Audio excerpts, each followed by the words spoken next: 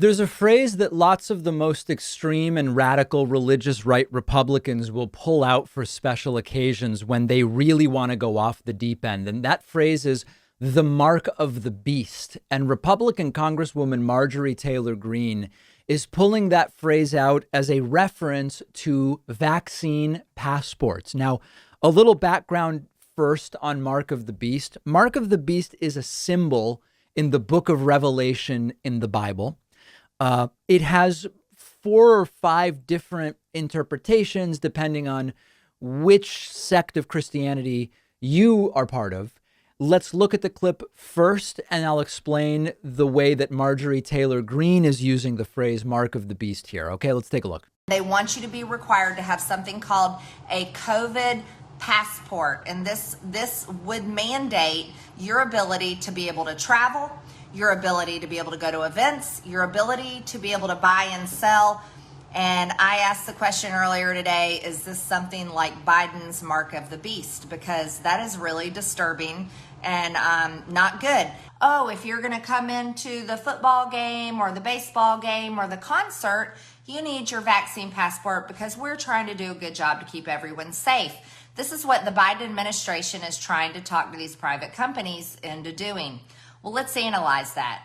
You see, it's still the same thing. It's still fascism or communism, whatever you want to call it, but it's coming from private companies. So I have a term for that. I call it corporate communism. I love that at the end. It's fascism or communism, like whatever you want to call it, even if those are two completely different things. Call it whatever it is, whatever you want to call it. That's what we're against.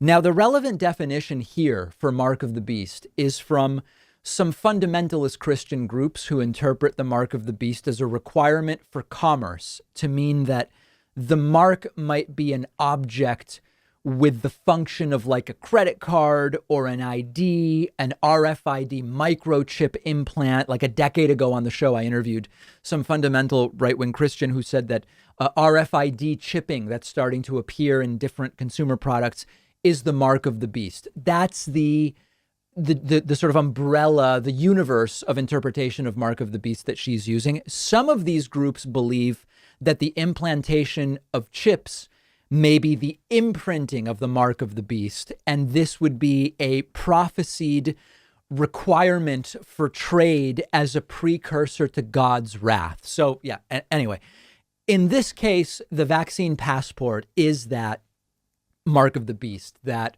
requirement for commerce of sorts.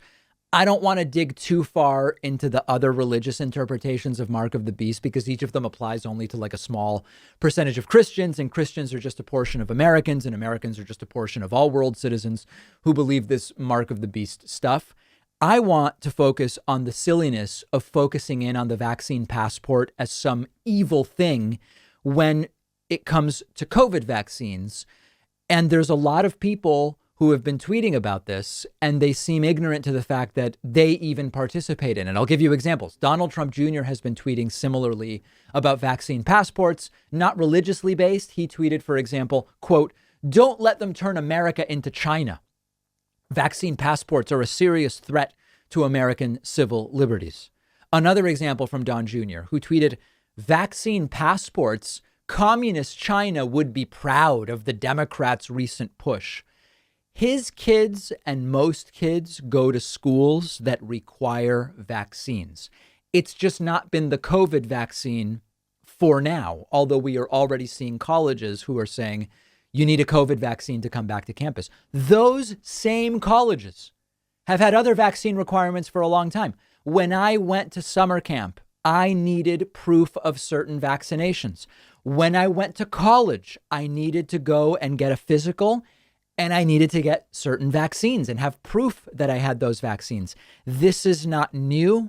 This is not controversial. It's no more controversial when it's this vaccine instead of others. Some people will say, David, this is like requiring a flu shot.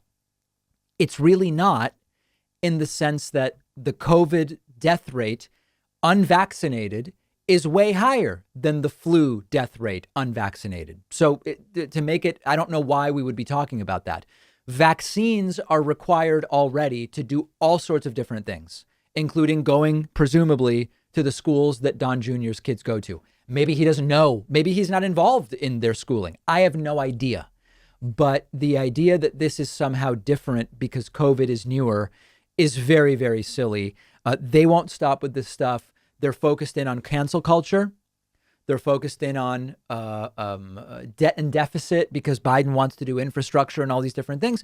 And they're focused in on vaccine passports right now. Just don't fall for it. Don't fall for it. There's nothing controversial about it whatsoever. I would imagine, 95, 99% of the people talking about vaccine passports have either themselves or kids that had required vaccinations, which they got, period. Wasn't controversial. They're not even talking about it. Maybe they're not even aware of it.